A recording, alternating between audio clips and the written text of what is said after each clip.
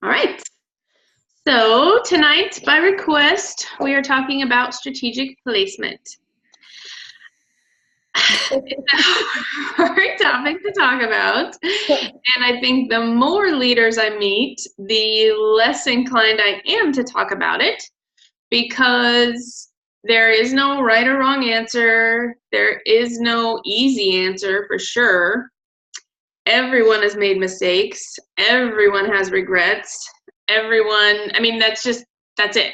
You don't know what's going to happen down the road. You don't know who's going to build. You don't know who's not going to build. So it is literally just your best guess at the whole idea. So that's why I hesitate to give too much advice. I have people message me all the time and they're like, oh, I just enrolled this person. Where do you think I should put them? And it's like, first of all, I don't even know these people. You know these people. So it's very difficult to give advice. In general, I'll try to give you guys advice, but specific people, that I don't know, it's just very difficult. So we're going to talk kind of like big picture. So I'll start by just very much explaining what it even is and why it matters. So basically, what strategic placement is when you enroll somebody, but you decide to put them somewhere else on your team. So by default, your first person that you enroll, you're the enroller, you're the sponsor. But then after that, you may want to start thinking about building legs and putting people that you personally enroll with someone else as the sponsor. And the reason that you would want to do that, or that would be important, is because to hit all of these certain ranks in the company, so star and senior star don't require any legs. They only have OGV requirements, so you wouldn't need it for that. But at executive and everything beyond that, you have to have a certain amount of legs to get there. So if you just have people in your front line and no legs, you're not getting past senior star ever. No matter how many people you have on your team and how big your OGV is, you're never getting past senior star without legs. So just to make sure that we're clear here, Les is the better artist, but so if this is you, this is a leg 1, this is a leg 2. So for executive, you have to have 2 legs. For silver, you have to have 2 legs. For gold, you have to have 3 legs, and then all the way up to 6. So hopefully everybody watched that Jordan Tramp video. That one is very extreme, I call it. The way she talks about it is basically like if you've got, a sister, and then you've got your mom, and then you've got another sister, and then you just go deep all the way. It doesn't matter how deep you go, you just keep putting people underneath each other, not side by side, so that it just keeps going deep. Most people don't, I don't think, teach that quite that extreme. It's more like just kind of get them together. But I do like it, and I think there's merit to it because not only are you helping build a leg and you're structuring deep, all of those people are able to work together without competition. If they're just deeper, deeper, deeper, deeper underneath each other, then that bottom person enrolls one person, it helps all 6 or 7 on top of them. Instead of only helping the 1 or 2 that's on top of them and the cross line, it doesn't really help. So I do like that. Some people will teach don't enroll or don't place below your 5th level because the 5th level is the last one that you earn unilevel commission on. But I've placed lower than that. I think that's perfectly fine to place lower than that because I see the end goal, the big picture, which is the structure and the legs and the bonuses and the leadership bonuses and the generation bonuses and all of that big picture stuff, which is so much greater than unilevel commission. So yes, I might miss out on 4% unilevel commission right now, but if I have a stronger team in the end, that's way more important than that 4% unilevel commission. So in my opinion, and the way I do it, I don't care how deep they are. I'll place them, wherever they need to be to help that leg be stronger and to help the people, working together. Because to me, that's a big deal. The further along you go, it's nice to have people who are working together and helping each other and building a team together as opposed to, in competition with each other. So I have no problem pacing deep. That's kind of my way about it and take on it. But again, it's your business. So you get to make that decision. I make that decision for me, and you make that decision for you. So some people don't want to place below 5th level or whatever. That's totally fine. It's your decision.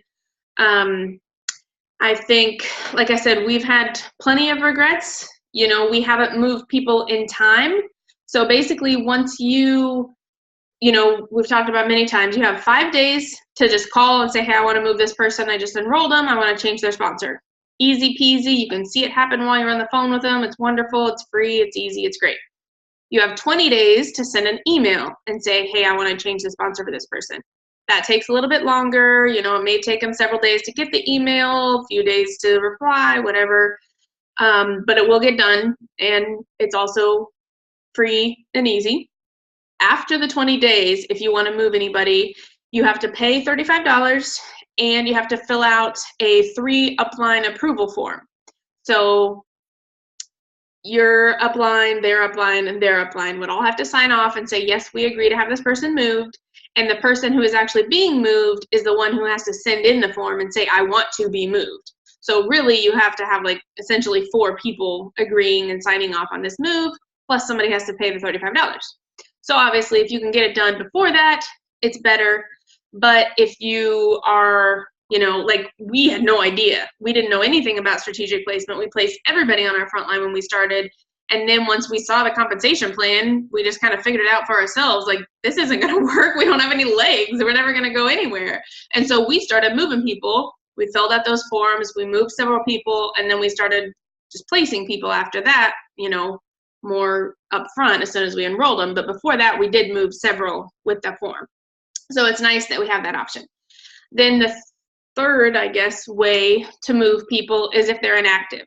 So if someone has been inactive, meaning they haven't placed an order for 6 months, you can move them with just paying the $35. You don't have to have that form. You pay the $35, you say, I want to move this person. They've been inactive for 6 months, wham, bam, good to go. And then after a year, after they've totally dropped off your organization, so once you, most all of you probably don't have anybody going inactive yet, but once you get along further, you'll have this nice little list of about to go inactive people. And once they fall off that list and they're actually gone, so it's usually more like 13 months when they actually are gone off your list, then you can move them for free, no form, no money, no nothing. They just call and reactivate and say, I want to move to this person's team. So that, again, is easy way to do it, but obviously you have to wait a year to be inactive. So those are the methods that it gets done, and kind of the reasons behind it. So you can't, when someone moves, they forfeit any downline that they have. So that was a regret and something that came into play for us.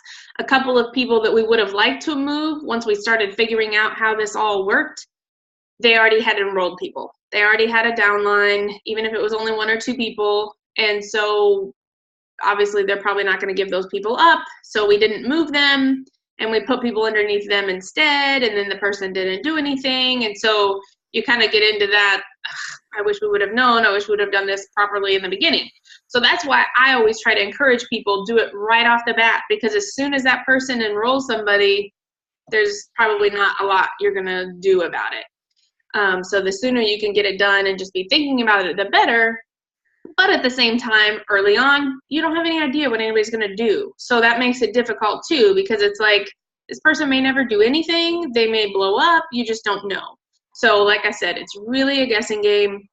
The thing that I would at least try for is that they're on ER. And hopefully they're on ER and ordering 100 PV, because that's what you need to be a qualifying leg and, you know, getting commission and all that stuff.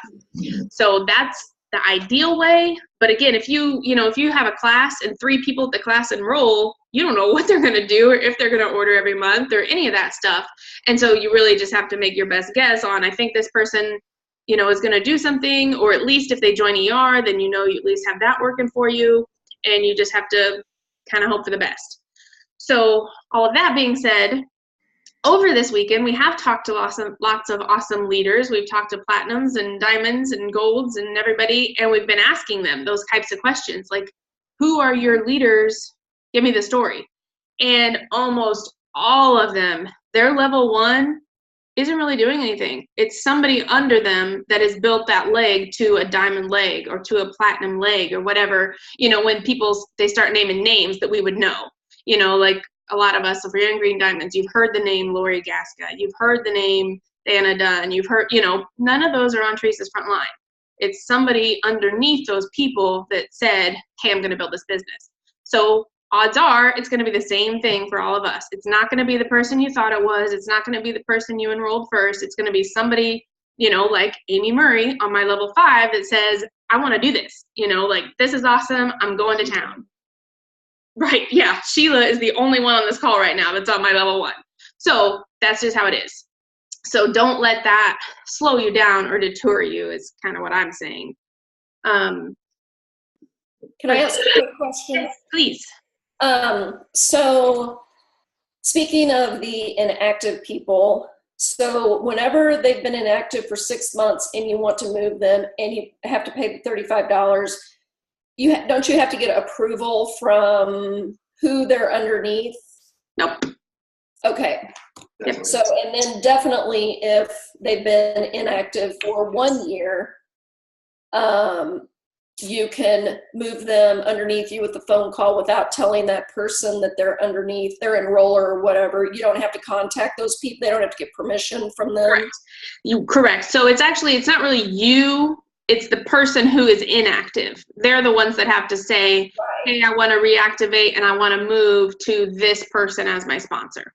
So they're the ones that have the freedom to basically move themselves. But yes. So even at 6 months, you don't have to get approval from the enroller that enrolled them. Yep. Okay. Yep. Okay. I have a follow-up question. Yep. What's the what is strategy behind moving an inactive person? Like, where would you want to move them to? Is there any strategy behind that? Yeah, so it's essentially the same strategy as it would be in any other case. So I did it one time. I had a girl on my front line and she went inactive for 6 months. It wasn't totally inactive. We did it at the 6-month mark. And I was just trying to build my team. And I was like, I might as well put you somewhere if you're going to order again. Because she wanted to order. And I was like, actually, can you wait? Because she was at like 5 months. I was like, if you wait, then I'll be able to move you. I don't even remember. I think she's under one of you guys. But anyway, I moved her because it might as well help somebody else too. It's not doing me any good on my level 1. That 5% commission to 8% commission is nothing. I mean, it's totally worthless in the grand scheme of things. I would rather have it building OGV in somebody else's leg, helping them, earning them commission, and building me a stronger leg. So that could be the reason. Or in a case we have coming up of someone who's about to go inactive, they would just pair better with this other person. So they're in this one person's downline who's not really doing the business, and there's another good friend of theirs who is doing the business. So let's move them over here because they're more likely to succeed together as friends than over here with somebody who's not doing the business. I'll chime in too. I think along those lines too, you want, if someone has an order in 6 months, I don't know if it's very likely that they're going to be a regular order. Ooh, Teresa Jingles went inactive. Don't forget. Well, agreed. So I think you want a good feel, like this, we'll just say it's Gretchen, she hasn't ordered in 12 months. April really doesn't know her. Neva's not doing much. But I think now that, Stephanie's good friends with her, I think there's much more of a possibility once that move happens that she's more likely to order more frequently or get on ER or whatever it is. She just needs to be paired with someone that's going to do that. But we've had other people we paid to move twice, and they're going to go inactive again. Right. Yeah. So again, I have plenty of regrets. Because this is random, but my grandma signed up just to be nice. Right.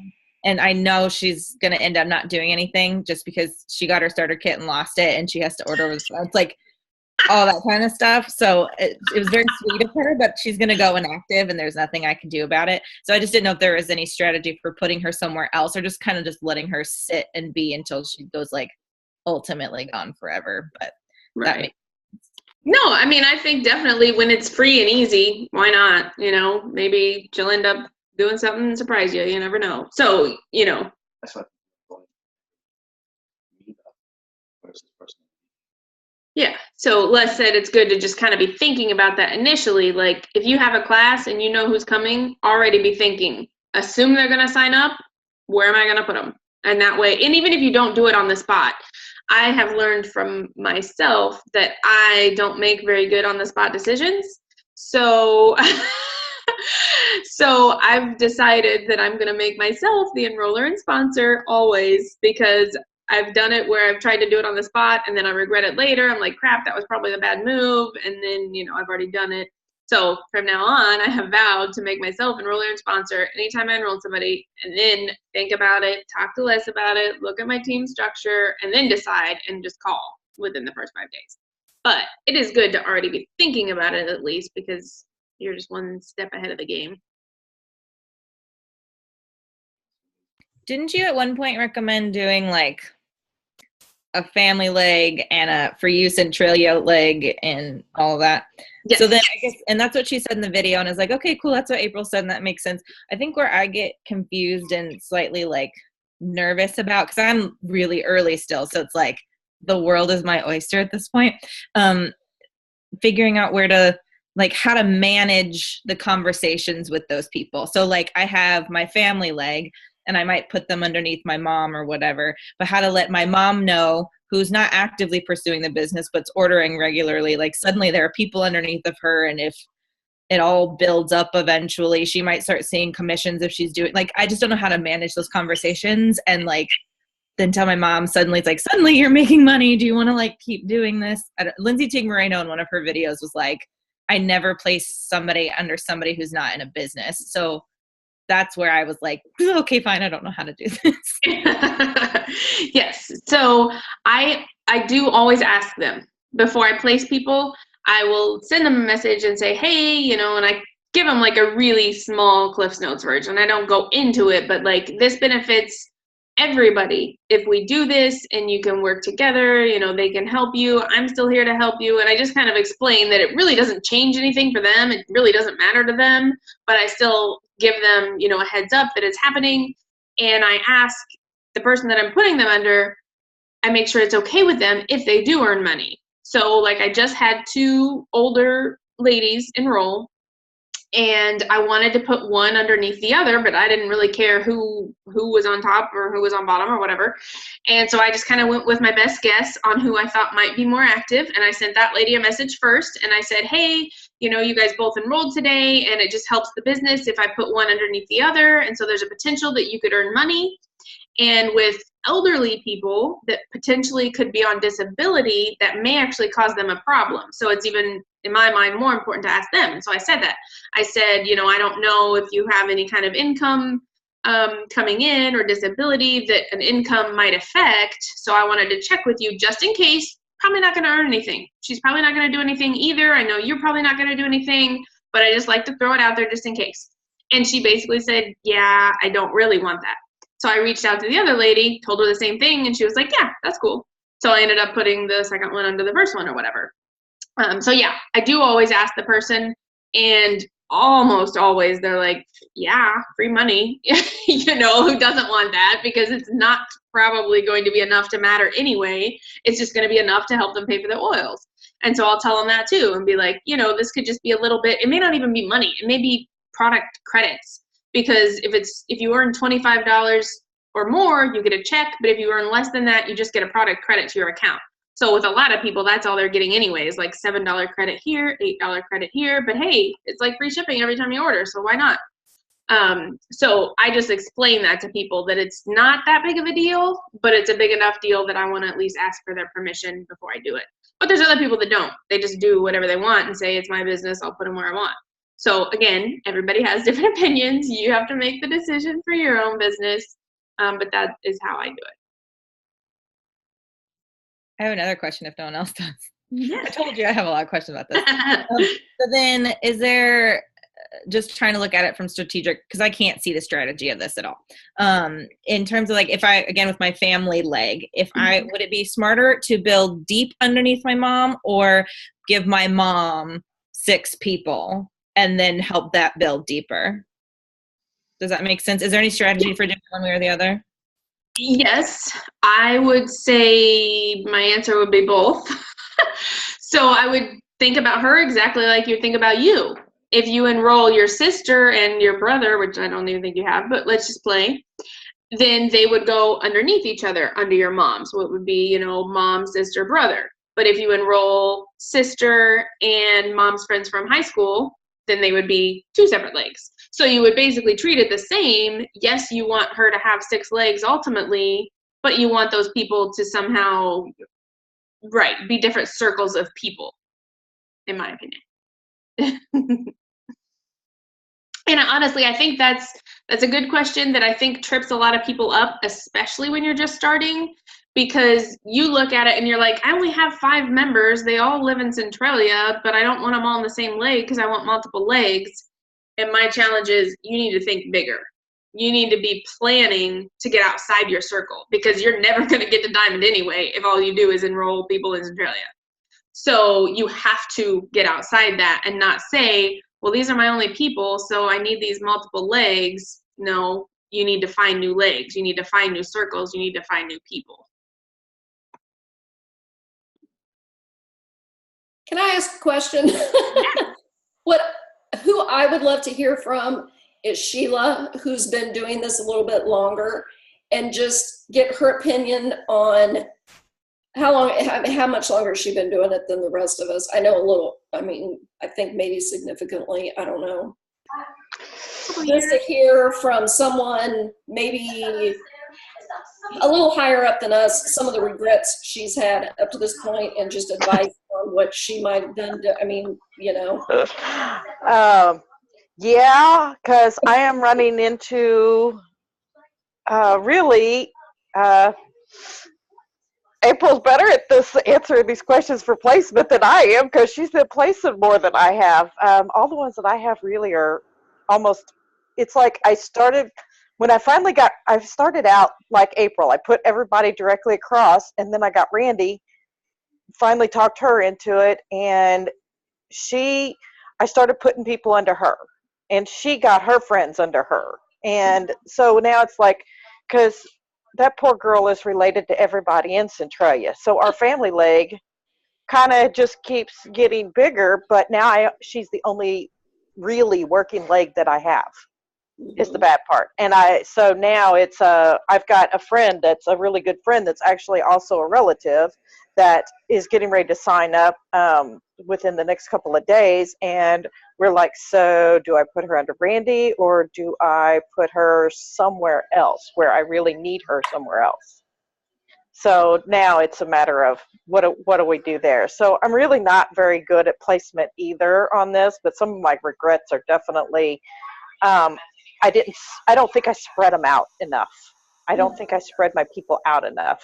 Maybe I should put it that way. I think by us building everybody under one leg to help build Randy up actually kind of messed me up in the process because there's a few people that are under Randy that I really should have put under somebody else. Okay. And I think Randy kind of had that too, but she was in early enough that she actually she actually had some that were working that she could move. So when she moved hers around. But yeah, I've been working the business now, I guess almost 2 years that I've been working the business because we're coming into 2.5 years. So really of me being in this and stuff. But so yeah, I've just got, I need to start going deeper. So now it's like, if I enroll someone now, I'm kind of doing about the same thing as April's doing. I took following her lead on this. When I enroll somebody that we don't know very well, they will automatically be placed under one of my other legs. Okay. And I'll just keep building and going deep. And I've got a couple of people that are really kind of wanting to do the business. So how much effort they're going to put into it, I don't know. But to me, that doesn't really matter, even though they're my front line. Even if they're not going to work very hard, they're just in it to, get that profit and not have to do any work. That's kind of fine with me at this point, because I have no problem with taking care of their people so that I can build my team up. Yeah. So if we have to drag them along by their hair in the process, so be it. But I plan on moving up, and so I'm just going to move people underneath a couple of them. And because I think I've got people that I try to put people that I try to predict who would be maybe at classes together or making takes together. But then there's some people that come along that I was like, I have no clue where to put them. And, I bug April. What should I do? I know she's sick of me bugging her. But I'm really kind of I really think it's kind of it's a guess. Myself, when we get somebody new, I mean, I really haven't started placing people yet because up until just a few months ago, everybody that we signed up that was outside of our family group or our friends, immediate friends circle has come from vendor events. And because Randy and I do all of our vendor events together, usually we just automatically put them underneath her because that's where we ended up. That's where I kind of ended up more of a mess, was because we got them under, everybody is now under her, and I don't have anybody under the others. So we're going to have to start building under the other people. But yeah, I think it's just a guesswork on where you're going to put them. You're just going to have to decide whether, if you want them, kind of under this person, so that you can kind of build a little more evenly in your legs. Maybe I should put it that way, so you don't end up, walking sideways like I'm doing. right. We try to build them a little more evenly. Right. Thank you, because You're welcome. April and I go through this all the time, and it's just fun to hear what other people have done or what they wish they would have done, and it's all about the same. It's just such a guesstimation. It is. I think it's all just. It's almost like a crapshoot. I think it's whether things work out the way you want it to. I never dreamed I was going to be doing this business. It's bizarre to me still today. Well, and I placed somebody under you, and I sent you that lovely little message of, hey, you might earn some money. Is that okay? And here we are. I wish I could have done it a year ago. Right. So it works. Yep, it does. Yeah. It does. It's happened to me a couple times. And sometimes it doesn't work, but sometimes it does, and it's totally worth it. So I'll say one more thing about the reason I don't want to give advice. Teresa just told us, we were talking about this. I told her that I was doing this call, strategic placement, and she was like, oh, and she said that, like, basically her first member, I think, her first and second member, Deborah Rayburn, who's the Royal Crown Diamond, gave her some advice on how to do it. And long story short, she lost $24,000 per year based on that decision. And it was one person that she made the enroller, someone other than herself, that she lost $24,000 per year for multiple years, for like 3 years. So I don't want that weight on my shoulders. Because, yeah, you just never stinking know. So, yeah. But it's good to have these conversations for sure and share ideas. But like I said, ultimately, it comes down to your business. Gotta figure it out and hope for the best. Sorry, I went missing there for. Oh, sorry. Les, go ahead. No, go for it. Yeah, I went missing in action there a little bit back, so I don't know if I'm like repeating what somebody else said. But what I really like about Jordan's method to stack them deep is that in case the person above them does go inactive, then you still you Yes. don't have one Yes. leg that now all of a sudden you have six and you don't qualify for silver, you don't qualify for executive, whatever. Thank you. So that's what I really like about it. So yeah, so far I have my LaPlata leg. Yay, LaPlata! And yeah, so I think there's only one person I've placed not underneath the last person, but that was simply because the last person returned her starter kit. And so she's obviously going to go inactive and just vanish from the face of the earth. Yes. Yes, But yeah, I'm so glad you said that. Because, yeah, that's a very good point, and something that we have also heard from other leaders who, because that's the deal, so hopefully you understood what she was saying. Like, if you have this situation where it's just like one directly under the other, and this person goes inactive, no big deal. These people just roll up to you, and you still have this one leg. But if you have this situation, and these are both like huge legs, and that's where all your OGV is, and one of them goes inactive, then all these people roll up to you. So now you may have 20 legs where you need one. And now you have to restart and get one strong leg out of 20 single legs. So I've heard leaders say that they were, diamond, and one person fell off the face of the earth and they fell down to gold and they had to like rebuild everything. So yes, very good, important point for big picture stuff. Anything else? I am so glad. What? I said I am not any less stressed about this than I was when we started. Not even Exactly. slightly. That's why I didn't want to do the call, because it's like, it's a crapshoot. That's hilarious.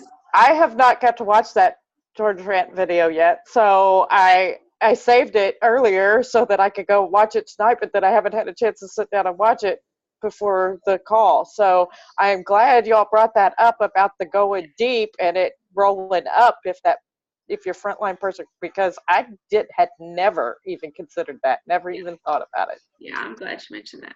Forgot about it. But yes, so to Lindsay, don't be scared. I'm not actually. Roll and roll. Part of it is just because like I still have this dream of doing it like my idol Lindsay Teague Moreno did, where she just didn't do any like of the in-person stuff. I'm obviously doing that, but like I still want to try to build the online thing, and I'm working towards it. And it's just like, as if those start coming in from people I have no idea who they are or how to rate. Oh, right, for sure. Like that just like, I guess at that point I kind of have to give it up and just put them somewhere because I don't know them well enough. And that's fine. I have people like that too. So with the Young Living placements that I get that are just random orphans that sign up and Young Living gives them to me, yeah, I don't know them and I can't get a hold of a lot of them. And so I just place them. Pick somebody. But yeah, I put them under somebody. I've always I place them under somebody who's on ER and who's, trying to do a business. I don't leave them. Well, I left one on my front line actually. But yeah, so yeah, there's going to be situations like that for sure where you're like, I don't really know, or like vendor events, where it's just a random person that you don't know and you can't find any connection with. It happens for sure. That's where you just hope they're the lucky 4-leaf clover that just blows up on their own. Yeah, I think I just, me, I like to have a solid, like, this makes sense in Right. front of me. And when that doesn't happen, my brain just kind of goes, nuclear explosions in my mind. I mean, there's a ton of people who never strategically placed. And what happened to them is it took them a lot longer to get there, took them a lot longer to build. But once they did, they had this solid, massive foundation. Whereas, I would be willing to bet you that Lindsay Teague Moreno has a smaller Royal Crown Diamond check than other Royal Crown Diamonds who didn't build that way, because theirs are wide and deep and hers is just deep. Yeah. You know what I mean? So it's not wrong to do it anyway. Even if you end up with 30 front lines, now you have 30 legs that can get you to diamond, So yeah, it's not do or die. It all works. They may change the compensation plan and it wouldn't even work that way anymore. You never know. So Okay. Cool. Thank you. That's a very scary thought. It happens all the time in companies. It's happened in Young Living, but not in a long time. Well, I think I wanted to circle back to what Sheila was talking about with placements and people under Randy and, some of the hindsight there. I think part of that too is a transition too. I think, if you do some placements and then someone steps up and says, yeah, I want to do this, and they start enrolling some people and you help them, it's like, well, Sheila, doesn't need to put anybody into Randy anymore because Randy's building and she's growing. But so Sheila is going to work with Randy in a different aspect. She's just going to build with Randy, help Randy, do things and build, but not necessarily just put people under her because she's got to work other legs too. So I think you got to look at that dynamic too. It's like when someone starts to take off and they're running with it, like, okay, I could kind of lit the fire with some of these placements, and now I'm going to just keep encouraging them. And I'll concentrate, placing people somewhere else.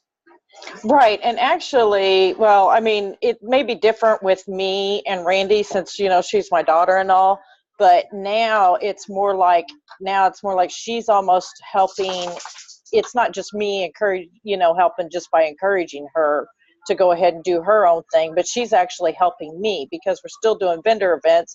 And she's like, no, you need more legs. So we get somebody, you need to put them under this person, or put them under somebody else on your team instead of under mine, and stuff, unless it just happens to be somebody that she knows, but if it's just a random person from a vendor event, she's like, we need to get you another leg going. So it's like, we're helping each other out.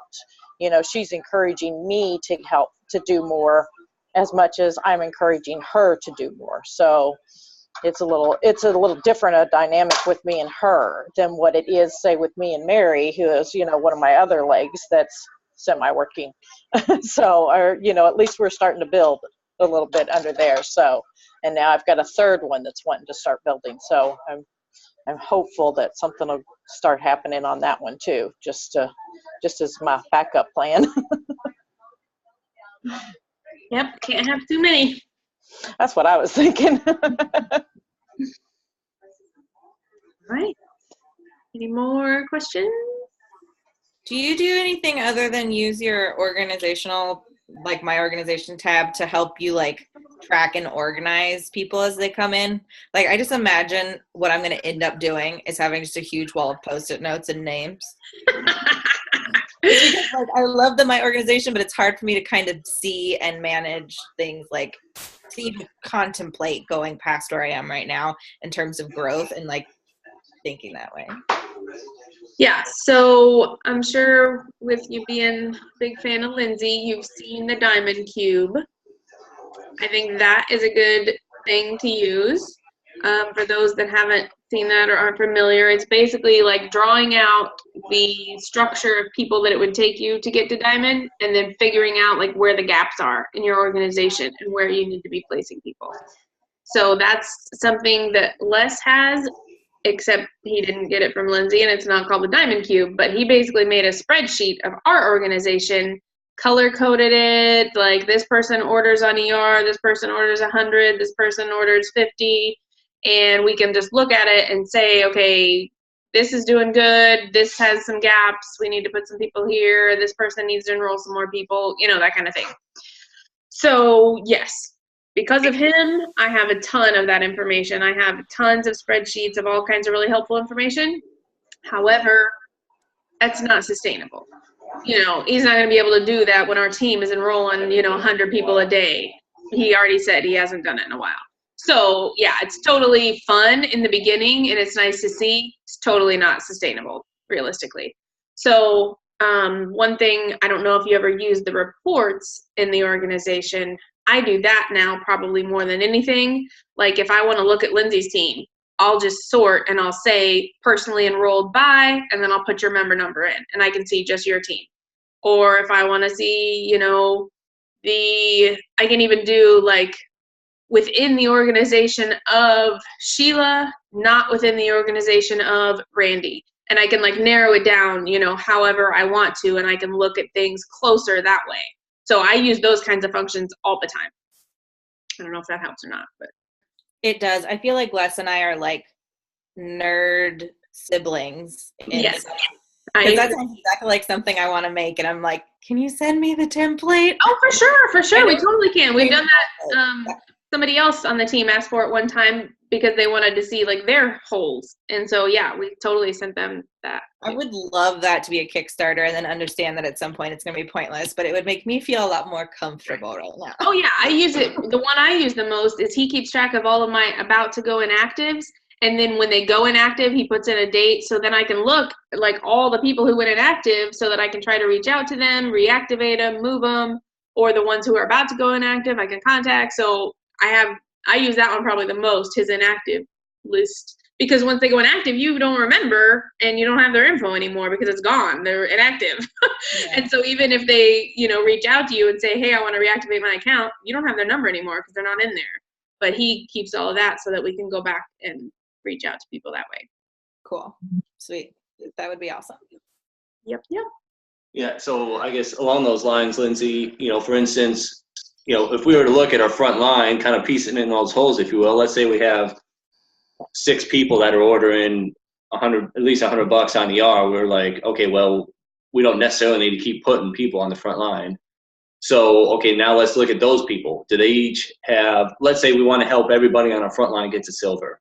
Okay, so they need to have 2 strong legs. Okay, so then we would go to Sheila and say, okay, does she have a couple people, 2 or 3 people that are ordering $100 every month on ER? Okay, she has that. Okay, let's go below that, or let's go over to the next level. So that's how that's what that template kind of looks like, is like, where are those gaps? Oh, Amy Murray only has 1 person that orders on ER regularly at $100. We need to get her kickstarted with another leg. How can we do that? And so, some of those we do with, still, if they fit somewhere with somebody, we still place them like that. Like if it's a family member or, a church member or someone in Centralia or something like that, we still try to do that. That's usually our priority. But if it's a random placement, we're kind of looking at, okay, where could someone, plug a hole? Or like if you get people that enroll online that you don't even know, it's like, okay, well, where do I plug that hole at? Who needs another leg that I can help? Because really, I think if you can focus on helping people get to silver and teaching them that same thing, teaching them how to plug holes and get their people to silver, and that just keeps going on down. Which reminds me that originally, I don't know if Tanya can still hear here, but her question was basically, should I focus on 2 legs or 6 legs, like Lindsay says? And so I kind of already gave my answer to that, but indirectly is basically, to me, it's whoever goes where they belong, basically. So if you enroll 6 different circles of people, then I say have them in 6 legs.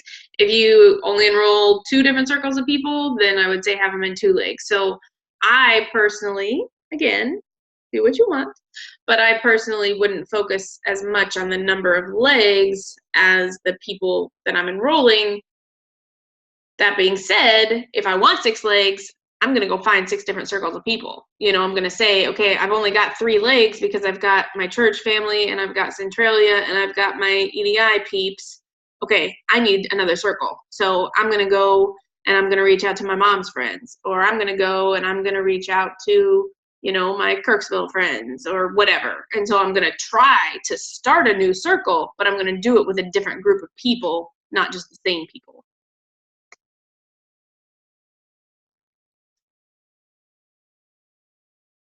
Anything else? All right. Well, thanks for